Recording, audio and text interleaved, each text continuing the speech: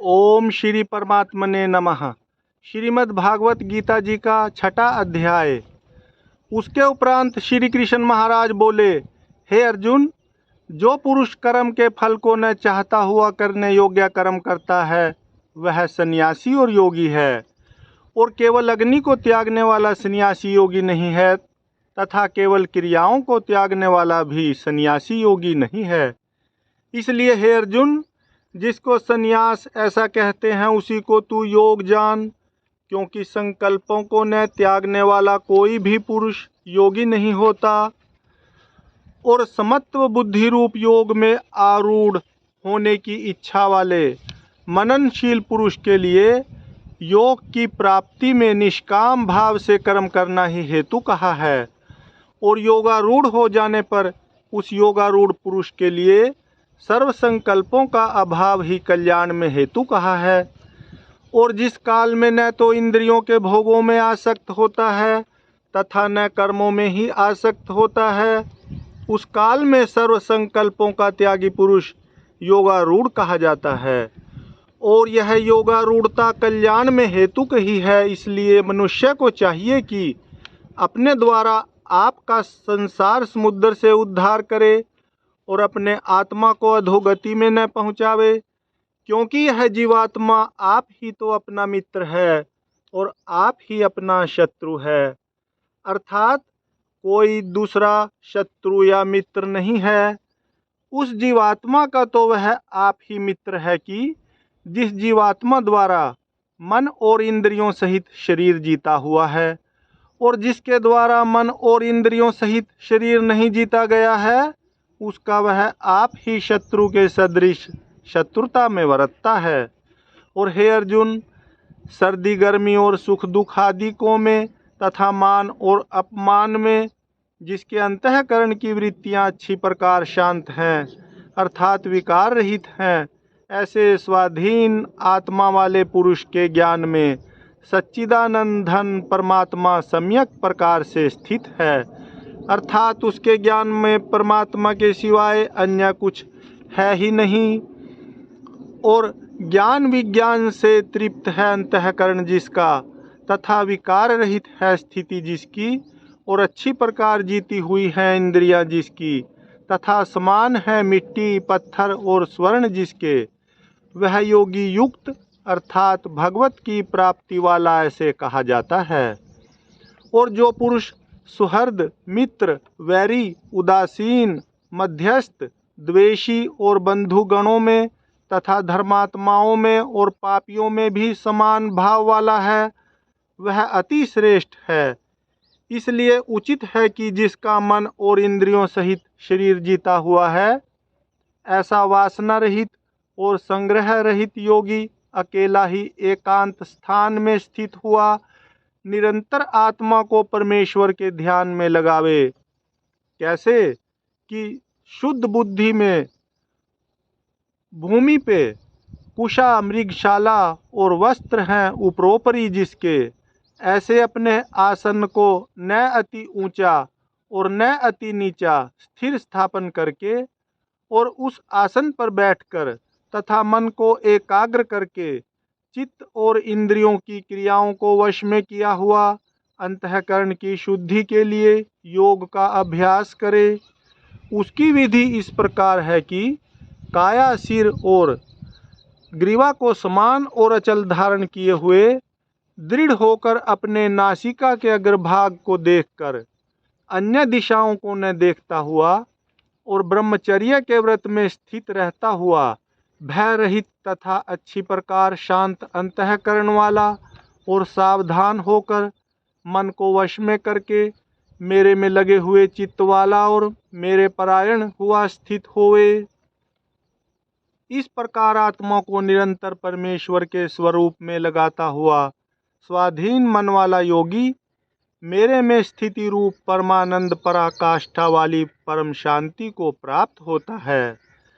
परंतु हे अर्जुन, यह योग न तो बहुत खाने वाले का सिद्ध होता है और न बिल्कुल न खाने वाले का, तथा न अतिशयन करने वाले के स्वभाव वाले का और न अत्यंत जागने वाले का ही सिद्ध होता है। यह दुखों का नाश करने वाला योग तो यथा योग्य आहार और विहार करने वाले का, तथा कर्मों में यथा योग्य चेष्टा करने वाले का और यथा योग्य शयन करने तथा जागने वाले का ही सिद्ध होता है। इस प्रकार योग के अभ्यास से अत्यंत वश में किया हुआ चित्त जिस काल में परमात्मा में ही भली प्रकार स्थित हो जाता है, उस काल में संपूर्ण कामनाओं से स्पृहा रहित हुआ पुरुष योग युक्त ऐसे कहा जाता है। और जिस प्रकार वायु रहित स्थान में दीपक चलायमान नहीं होता, वैसे ही उपमा परमात्मा के ध्यान में लगे हुए जीते हुए चित्त की कही गई है। और हे अर्जुन, जिस अवस्था में योग के अभ्यास से निरुद्ध हुआ चित्त उपराम हो जाता है और जिस अवस्था में परमेश्वर के ध्यान से शुद्ध हुई सूक्ष्म बुद्धि द्वारा परमात्मा को साक्षात करता हुआ सच्चिदानंदन परमात्मा में ही संतुष्ट होता है, तथा इंद्रियों से अतीत केवल शुद्ध हुई सूक्ष्म बुद्धि द्वारा ग्रहण करने योग्य जो अनंत आनंद है, उसको जिस अवस्था में अनुभव करता है और जिस अवस्था में स्थित हुआ यह योगी भगवत स्वरूप से नहीं चलायमान होता और परमेश्वर की प्राप्ति रूप जिस लाभ को प्राप्त होकर उससे अधिक दूसरा कुछ भी लाभ नहीं मानता और भगवत प्राप्ति रूप जिस अवस्था में स्थित हुआ योगी बड़े भारी दुख से चलायमान नहीं होता और जो दुख रूप संसार के संयोग से रहित है तथा जिसका नाम योग है, उसको जानना चाहिए। वह योग न उकताए हुए चित्त से अर्थात तत्पर हुए चित्त से निश्चय पूर्वक करना कर्तव्य है। इसलिए मनुष्य को चाहिए कि संकल्प से उत्पन्न होने वाली संपूर्ण कामनाओं को निश्चेषता से अर्थात वासना और आसक्ति सहित त्याग कर और मन के द्वारा इंद्रियों के समुदाय को सब ओर से अच्छी प्रकार वश में करके क्रम क्रम से अभ्यास करता हुआ उपरामता को प्राप्त होवे तथा धैर्य युक्त बुद्धि द्वारा मन को परमात्मा में स्थित करके परमात्मा के सिवाय और कुछ भी चिंतन न करे। परंतु जिसका मन वश में नहीं हुआ हो, उसको चाहिए कि यह स्थिर न रहने वाला और चंचल मन जिस जिस कारण से सांसारिक पदार्थों में विचरता है, उससे रोक कर बारंबार परमात्मा में ही निरोध करे। क्योंकि जिसका मन अच्छी प्रकार शांत है और जो पाप से रहित है और जिसका रजोगुण शांत हो गया है, ऐसे इस सच्चिदानंदन ब्रह्म के साथ एक ही भाव हुए योगी को अति उत्तम आनंद प्राप्त होता है।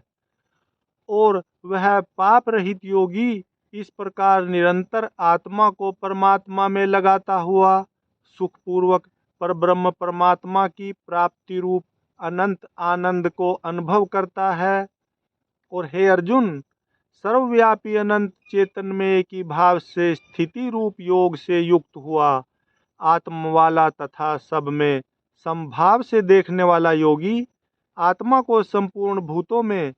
बर्फ में जल के सदृश व्यापक देखता है और संपूर्ण भूतों को आत्मा में देखता है। अर्थात जैसे स्वप्न से जगा हुआ पुरुष स्वप्न के संसार को अपने अंतर्गत संकल्प के आधार देखता है, वैसे ही वह पुरुष संपूर्ण भूतों को अपने सर्वव्यापी अनंत चेतन आत्मा के अंतर्गत संकल्प के आधार देखता है। और जो पुरुष संपूर्ण भूतों में सबके आत्म रूप मुझ वासुदेव को ही व्यापक देखता है और संपूर्ण भूतों को मुझ वासुदेव के अंतर्गत देखता है, उसके लिए मैं अदृश्य नहीं होता हूँ और वह मेरे लिए अदृश्य नहीं होता, क्योंकि वह मेरे में एक ही भाव से स्थित है। इस प्रकार जो पुरुष एक ही भाव में स्थित हुआ संपूर्ण भूतों में आत्म रूप से स्थित मुझ सच्चिदानंदन वासुदेव को भजता है, वह योगी सब प्रकार से वर्तता हुआ भी मेरे ही में वर्तता है, क्योंकि उसके अनुभव में मेरे सिवाय अन्य कुछ है ही नहीं। और हे अर्जुन,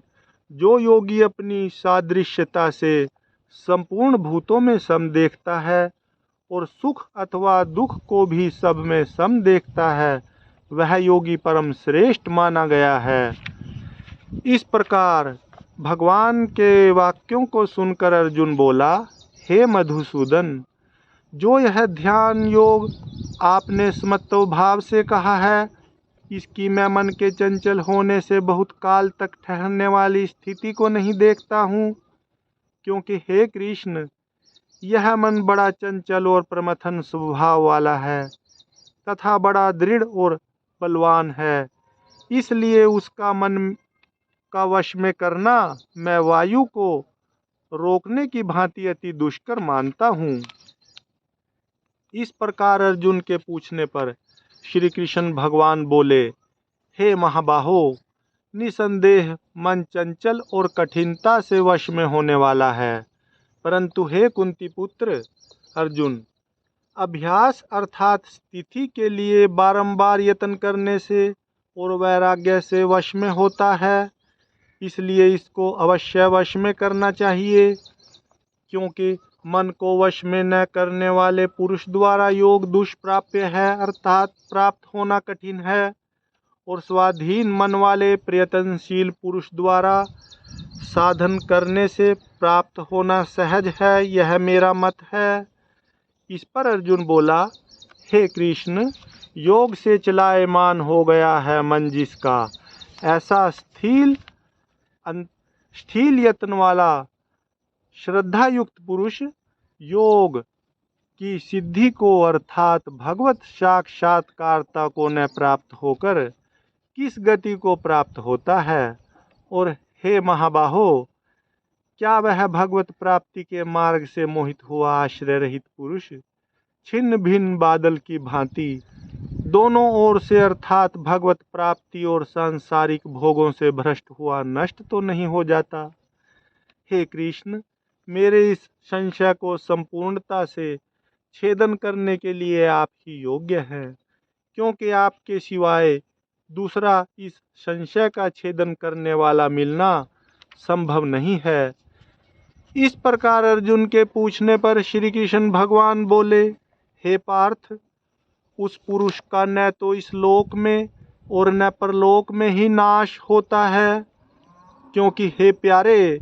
कोई भी शुभ कर्म करने वाला अर्थात भगवत अर्थ कर्म करने वाला दुर्गति को नहीं प्राप्त होता, किंतु वह योग भ्रष्ट पुरुष पुण्यवानों के लोकों को अर्थात स्वर्गादिक उत्तम लोकों को प्राप्त होकर उनमें बहुत वर्षों तक वास करके शुद्ध आचरण वाले श्रीमान पुरुषों के घर में जन्म लेता है, अथवा वैराग्यवान पुरुष उन लोकों में न जाकर ज्ञानवान योगियों के ही कुल में जन्म लेता है। परंतु इस प्रकार का जो यह जन्म है सो संसार में निसंदेह अति दुर्लभ है, और वह पुरुष वहाँ उस पहले शरीर में साधन किए हुए बुद्धि के संयोग को अर्थात समत्व बुद्धि योग के संस्कारों को अनायास ही प्राप्त हो जाता है, और हे कुरुनंदन, उसके प्रभाव से फिर अच्छी प्रकार भगवत प्राप्ति के लिए निमित्त यत्न करता है, और वह विषयों के वश में हुआ भी उस पहले के अभ्यास से ही निसंदेह भगवत की ओर आकर्षित किया जाता है, तथा समत्व बुद्धि रूप योग का जिज्ञासु भी वेद में कहे हुए सकाम कर्मों के फल को उल्लंघन कर जाता है। जबकि इस प्रकार मंद प्रयत्न करने वाला योगी भी परम गति को प्राप्त हो जाता है, तब क्या कहना है कि अनेक जन्मों से अंतःकरण की शुद्धि रूप सिद्धि को प्राप्त हुआ, और अति प्रयत्न से अभ्यास करने वाला योगी संपूर्ण पापों से अच्छी प्रकार शुद्ध होकर उस साधन के प्रभाव से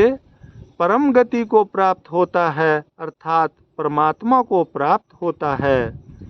क्योंकि योगी तपस्वियों से श्रेष्ठ है और शास्त्र के ज्ञान वालों से भी श्रेष्ठ माना गया है, तथा सकाम कर्म करने वालों से भी योगी श्रेष्ठ है। इससे हे अर्जुन, तू योगी हो, और हे प्यारे, संपूर्ण योगियों में भी जो श्रद्धावान योगी मेरे में लगे हुए अंतरात्मा से मेरे को निरंतर भजता है, वह योगी मुझे परम श्रेष्ठ मान्य है। हरि ओम तत्सत। हरि ओम तत्सत। हरि ओम तत्सत।